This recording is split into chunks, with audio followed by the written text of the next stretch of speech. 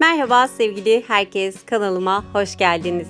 Bugün hep birlikte lodos dalları ve dil çubuklarından ahşap bahçe kapısı yapacağız. Gördüğünüz gibi cıvıl cıvıl bir sarımız var. Hep renk seçeneklerine tamamen size ait olduğunu söylüyorum ama bence bu sarıyı muhakkak yapmalısınız. Gerçekten çok güzel. Hemen lodos dallarımızı yapıştırıyoruz. Ben 6 tane yan yana koydum. Ebatını siz kendiniz ayarlayabilirsiniz. Daha büyük ya da daha küçük de yapabilirsiniz. 6 tanesi gayet göze hoş geliyor.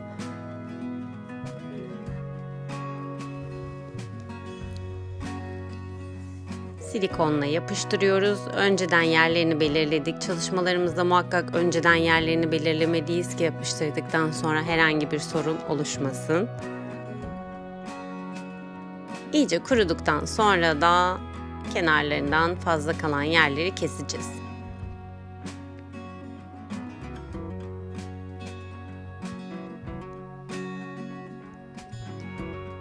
Kapımızın temeli oluştu. Hemen çeviriyorum. Gördüğünüz gibi çok hoş oldu.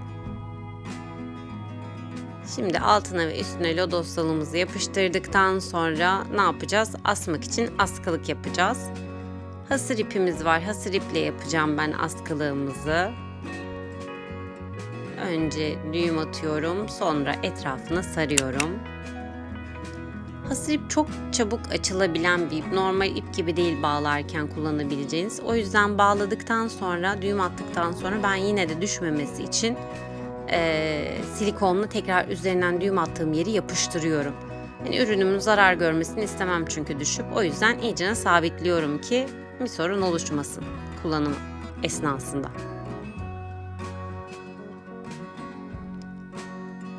Diğer tarafı da hemen düğümlüyoruz.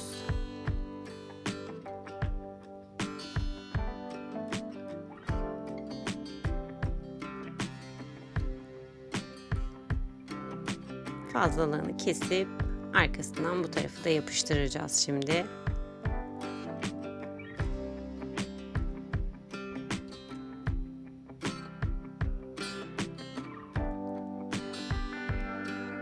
Kuruduktan sonra çalışmamıza devam ediyoruz.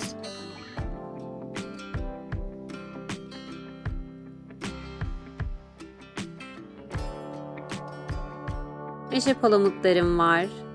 Onları turuncuya boyadım. Turuncuya boyadıktan sonra altlarına yapıştırıyorum. Daha önceki çalışmalarımda da kullandım. Biliyorsunuz zaman içerisinde meşe palamutları kuruduktan sonra altlarından çıkıyor.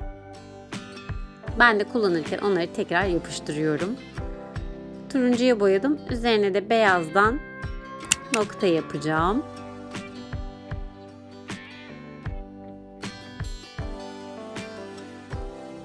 Ben meşe palamudunun çiçeğini de kullanıyorum çalışmalarımda. Sokak ağzı gezimizde toplamıştık. Daha önceki çalışmalarımda da söylemiştim. Bu arada tabii ki Alacalı Geziler kanalımızdan da sokak ağzı gezimizi seyredebilirsiniz. Çiçeğinin nasıl olduğunu orada tam detaylı da görebilirsiniz.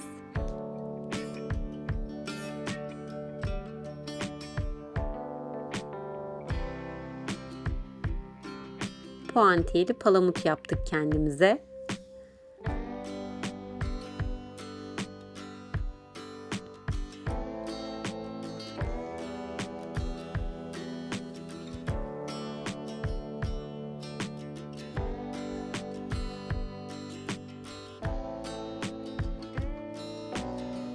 Turuncu ve beyaz çok uyumlu oldu.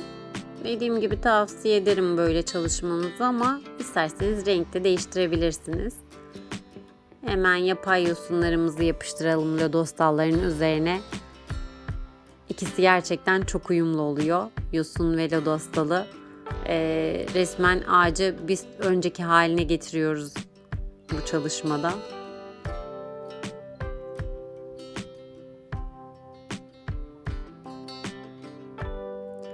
Ben böyle çıkıntılı olan yerlerine ekledim. Çok daha hoş bir görünüm elde ettim böyle. Biliyorsunuz daha önceki çalışmalarımda boşluklara da koyabiliyoruz. Üstlere de ayrı ayrı da koyuyoruz. Ama böyle kullandığımız lodos dallarının üzerinde boşluklar varsa oralara yerleştirmek çok daha güzel oluyor. Sanki oradan bir yeşil alan oluşmuş gibi. Tam bir yuvarlak elde etmek istiyorum. Bu yüzden de akrilik boyamın şişesinin kapağını kullanıyorum. Hasır ipimi saracağım. Kapımızın üzerine süs yapacağız bununla. Evet, gördüğünüz gibi bir yuvarlağımız oldu.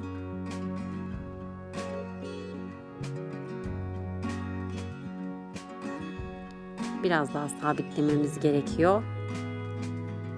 Hasır ip dediğimiz gibi çok kaygan. Çok kaygan olduğu için de çok çabuk şekil değiştirebiliyor.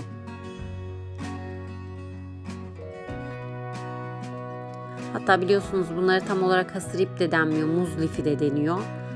Alırsanız internetten daha çok muz lifi olarak geçiyor. Öyle arayabilirsiniz. Ben genelde Eminönü'nden alışveriş yapıyorum. Orada da hasır ip de diyorlar, muz lifi de diyorlar. Ama internetten alırken dediğim gibi görmediğiniz için ürünü, ona çok dikkat edin.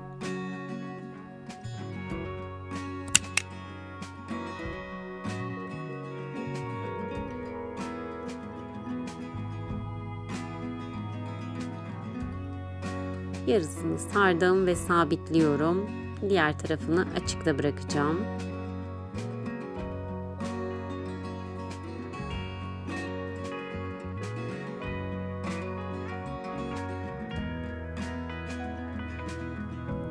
Küçücük bir yuvarlak yaptık. Kapı süsü oldu. Yapıştıralım şimdi kapı süsümüzü.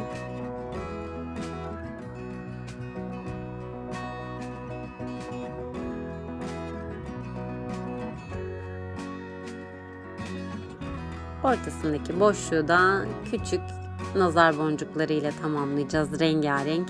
Üçgenimiz var, karemiz var, yuvarlağımız var. Ortasındaki boşluğa bunları yerleştireceğiz. Renkli çalışmamızı daha da renklendiriyoruz.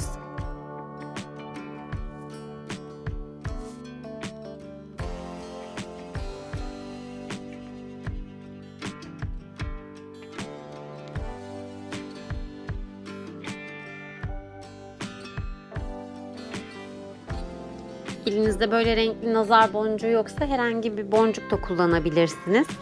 Ya da küçük çiçekler de koyabilirsiniz. Hemen kapımızın kenarına da meşe palamutlarımızı ekleyeceğiz. Önce yerlerine bakıyorum, daha sonra yapıştırıyorum. Hem çalışmam hem malzemem zarar görmesin.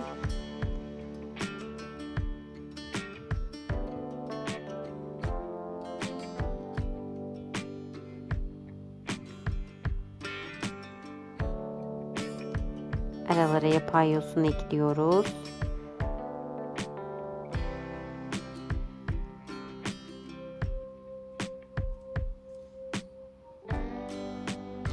Böyle doğal ahşap görünümlü çalışmalarda muhakkak yosunu kullanmanızı tavsiye ederim.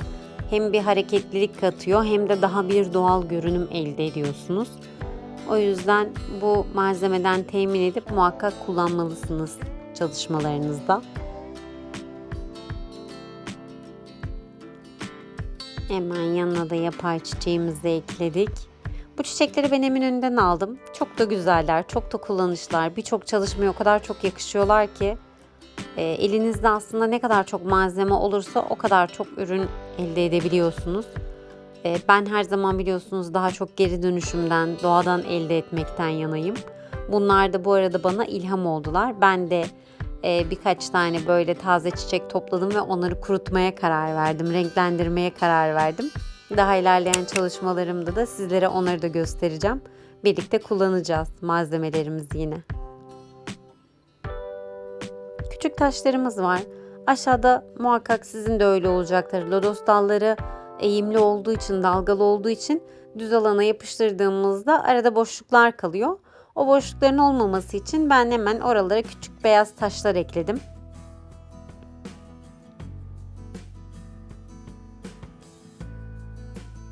Kapı numaramızı da yazıp kapımızın üzerine yapıştıracağız.